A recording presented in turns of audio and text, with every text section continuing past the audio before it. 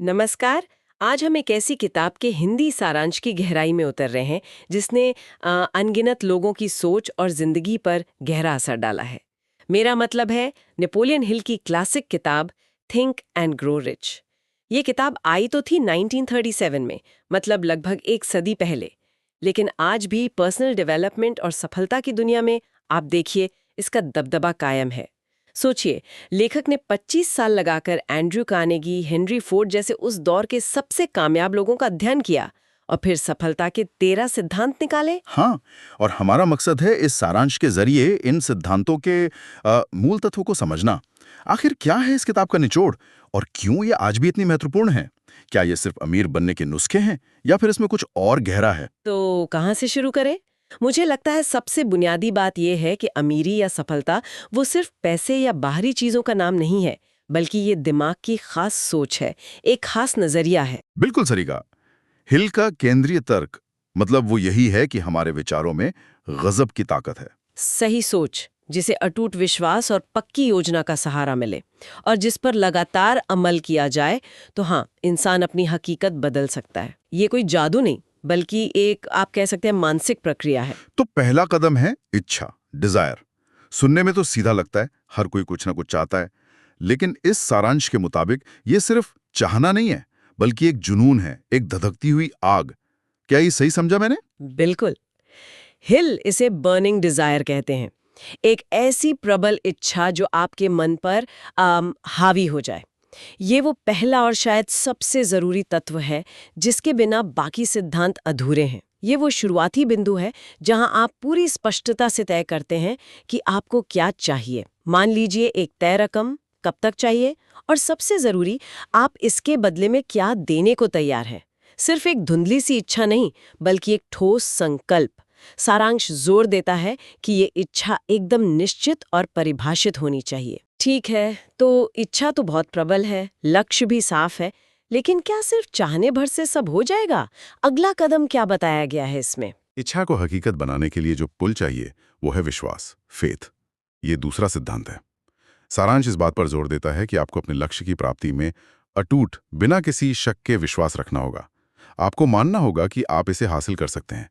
और ये सिर्फ उम्मीद नहीं है, ये एक मानसिक अवस्था है जिसे विकसित करना पड़ता है। पर ये विश्वास आएगा कहाँ से? मतलब खासकर जब हालात मुश्किल हों या नतीजे ना दिख रहे हों। हाँ, यहीं पर हिल एक तकनीक बताते हैं, आत्मसंकेत, ऑटो सजेशन। ये तीसरा सिद्धांत है। इसका मतलब है अपने अवचेतन मन, मतलब सबकॉन्शियस माइंड को लगातार सकारात्मक पुष्टि और अपने लक्ष्यों की मानसिक तस्वीरों से भरना।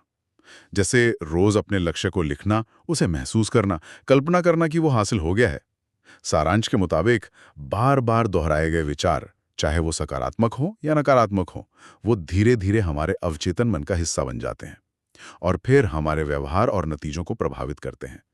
तो विश्वास को बनाने और मजबूत करने का ये एक प्रैक्टिकल तरीका है। अच्छा, तो तीव्र इच्छा, अटूट विश्वास और उसे मजबूत करने के लिए ऑटो सजेशन। हम्म लेकिन सिर्फ सोचने और विश्वास करने से तो आप जानते हैं बैंक अकाउंट नहीं भरता। यहाँ ज्ञान की क्या भूमिका है? आप बिल्कुल सही जगह पहुंची। चौथा सिद्धांत है विशेष ज्ञान, स्पेशलाइज नॉलेज। हिल साफ कहते हैं कि सामान्य ज्ञान हालांकि उपयोगी है, पर बड़ी दौलत बनाने के लिए काफी नहीं है। आपको अपने चुने हुए क्षेत्र में विशेष, गहरी जानकारी और कौशल हासिल करना होगा। मतलब अगर कोई शेयर बाजार में सफल होना चाहता है, तो उसे सिर्फ अखबार पढ़ना काफी नहीं, बल्कि कंपनियों की बैलेंस शीट, बाजार के रुझान और निवेश की रणनीतियों का गहरा ज्ञान हासिल करना होगा। और ये ज्ञान लगातार बढ़ाते रहना होगा, रुकना नहीं है। ज्ञान हासिल कर लिया, अब आगे उसे इस्तेमाल कैसे करें? हाँ, तो ज्ञान बिना योजना के अधूरा है। इसलिए पांचवा सिद्धांत है संगठित योजना, ऑर्गेनाइज्ड प्लानिंग। आपको एक स्पष्ट, व्यवहारिक और विस्तृत योजना बनानी होगी कि आप अपने लक्ष्य तक कैसे पहुंचेंगे। इसमें ठोस कदम, समय सीमा और जरूरी संसाधन शामिल होने चाहिए। और हिल यहाँ एक बहुत पते की बात कहते हैं जिसका जिक्र सारांश में भी है। अगर आपकी पहली योजना काम न करे तो निराश होकर लक्ष्य मत छोड़िए, बल्कि योजना बदलिए, नई रणनीति बनाइए और तब तक कोशिश करते रहिए जब तक सफल न हो जाए। योजना बनाने की बात आई तो यहीं पर कल्पना का रोल भी आता होगा, इमेजिनेशन। निश्चित रूप से। छठा सिद्धांत है कल्पना शक्ति, इमेजिनेशन। हिल इसे मन की कार्यशाला कहते हैं, वर्कशॉप ऑफ द माइंड। यहीं पर इच्छा और ज्ञान मिलकर नई योजनाओं, नए विचारों, नए समाधानों को जन्म देते हैं। हिल दो तरह की कल्पना की बात करते हैं। सिंथेटिक मतलब पुराने विचारों को नए तरीकों से जोड़ना, और क्रिएटिव जहां से एकदम नए मौलिक विचार और अंतर्दृष्टि जन्म लेती हैं। सफल योजनाएं और नवाचार वो इसी कल्पना शक्ति की देन है। तो अब तक हमने इच्छा, विश्वास, ऑटो सजेशन, विशेष ज्ञान, योजना और कल्पना की बात की। ये सब तो तैयारी और सोच के स्तर पर हो गया। अब एक्शन की बारी आती होगी। हाँ, अब आते हैं अमल वाले सिद्धांतों पर। 7वां सिद्धांत है निर्णय लेने की क्षमता, डिसीजन। सारांश बताता है कि हिल ने अपने अध्ययन में पाया कि सफल लोग बहुत जल्दी और दृढ़ता से फैसले लेते हैं। वो ज्यादा सोचते नहीं, हिचकिचाते नहीं, और एक बार फैसला ले लिया तो आसानी से बदलते नहीं। वहीं असफल लोग अक्सर फैसले टालते रहते हैं या दूसरों की राय से बहुत जल्दी प्रभावित होकर अपने फैसले बदल लेते हैं। तो निर्णायक बनना सफलता की एक अहम निशानी है। और सिर्फ फैसला लेना काफी नहीं होगा, है ना? उस पर टिके रहना भी उतना ही जरूरी होगा। बिल्कुल। यही 8वां सिद्धांत आता है, दृढ़ इच्छा शक्ति, परसिस्टेंस। इसे इच्छा शक्ति की निरंतरता भी कह सकते हैं। सारांश साफ कहता है कि शायद यही वो गुण है जो सफलता और असफलता के बीच सबसे बड़ा अंतर पैदा करता है। रास्ते में मुश्किलें आएंगी, आलोचना होगी, अस्थायी हार भी मिलेगी, लेकिन जो इन सब के बावजूद अपने लक्ष्य पर डटा रहता है, लगातार प्रयास करता रहता है, वही अंततः जीतता है। हार मान लेना ही असली हार है। तो निर्णय और दृढ़ता ये दोनों साथ साथ चलते हैं। ठीक है, तो निर्णय लेना और उस पर टिके रहना ये तो हुए व्यक्तिगत गुण। लेकिन क्या हिल ये मानते हैं कि ये सफर अकेले ही तय करना है? क्या दूसरों के साथ की कोई भूमिका नहीं है इसमें? ये बहुत अच्छा सवाल है। और नहीं, हिल अकेले चलने की वकालत बिल्कुल नहीं करते। यहीं पर उनका 9वां सिद्धांत मास्टरमाइंड समूह की शक्ति सामने आता है, पावर ऑफ द मास्टरमाइंड। इसका विचार है कि जब 2 या 2 से ज्यादा लोग एक निश्चित लक्ष्य के लिए पूरी समरसता और तालमेल के साथ मिलकर काम करते हैं, तो वे एक अदृश्य शक्तिशाली ऊर्जा या कह लीजिए तीसरा मन बनाते हैं, जो अकेले व्यक्ति की क्षमता से कहीं ज्यादा शक्तिशाली होता है। अपने जैसे लक्ष्य और सोच वाले लोगों का एक समूह बनाना, उनके ज्ञान, अनुभव और संपर्कों का लाभ उठाना और बदले में अपना योगदान देना, ये सफलता के लिए बहुत महत्वपूर्ण माना गया है। ये मास्टरमाइंड वाला विचार तो काफी दिलचस्प है। एक तरह से टीम वर्क और सही संगत का महत्व बताया जा रहा है। इसके बाद हिल कुछ और गहरी बातों पर आते हैं, है ना? जैसे अवचेतन मन, सबकॉन्शियस माइंड। अब भी कुछ ऐसी शक्तियों की बात करते हैं जो हमारे अंदर काम करती हैं। 10वां सिद्धांत है अवचेतन मन, द सबकॉन्शियस माइंड। सारांश इसे हमारे दिमाग के उस हिस्से के रूप में बताता है जहां हमारे सभी विचार, विश्वास, भावनाएं और यादें सब जमा होती हैं। यह हमारे सचेत मन के निर्देशों को बिना सवाल के स्वीकार करता है। इसीलिए ऑटो सजेशन के जरिए इसे सकारात्मक विचारों और विश्वासों से भरना इतना जरूरी है, क्योंकि यही अवचेतन मन हमारी आदतों, हमारे व्यवहार और आखिरकार हमारी बाहरी वास्तविकता को नियंत्रित करता है। और 11वां सिद्धांत मस्तिष्क यानी ब्रेन के बारे में है। इसे किसी ट्रांसमीटर रिसीवर की तरह बताया गया है। सही, मस्तिष्क, द ब्रेन। इसे एक प्रसारण और प्राप्ति स्टेशन की तरह देखते हैं, एक ब्रॉडकास्टिंग एंड रिसीविंग स्टेशन। उनका मानना था कि हमारे विचार एक तरह की ऊर्जा या कंपन, मतलब वाइब्रेशन पैदा करते हैं, जिसे हमारा मस्तिष्क ब्रह्मांड में प्रसारित करता है। और साथ ही ये दूसरे दिमागों से प्रसारित विचारों और ऊर्जाओं को ग्रहण भी कर सकता है। तो उच्च सकारात्मक विचारों पर ध्यान केंद्रित करने से हम समान कंपन वाले विचारों, अवसरों और लोगों को अपनी ओर आकर्षित कर सकते हैं। मास्टरमाइंड समूह की शक्ति भी वो इसी सिद्धांत पर आधारित है। और फिर आती है छठी इंद्रिय यानी सिक्स्थ सेंस। ये सुनने में थोड़ा रहस्यमय लगता है। हाँ, 12वां सिद्धांत छठी इंद्रिय, द सिक्स्थ सेंस। ये वाकई थोड़ा अमूर्त है। सारांश इसे अंतर्ज्ञान मतलब इंट्यूशन या रचनात्मक कल्पना, क्रिएटिव इमेजिनेशन से जोड़ता है। हिल के अनुसार ये वो क्षमता है जिसके जरिए व्यक्ति बिना किसी ज्ञात माध्यम के ज्ञान, विचार या प्रेरणा प्राप्त कर सकता है। ये अक्सर गट फीलिंग या अचानक आए समाधान के रूप में महसूस होती है। हिल मानते हैं कि ये बाकी सिद्धांतों पर महारत हासिल करने के बाद ही विकसित होती है, और ये अवचेतन मन और ब्रह्मांडीय बुद्धिमत्ता मतलब इन्फिनिट इंटेलिजेंस के बीच एक कड़ी का काम करती है। इसे समझना शायद मुश्किल हो, पर कई सफल लोग ऐसी अंदरूनी आवाज पर भरोसा करने की बात करते हैं।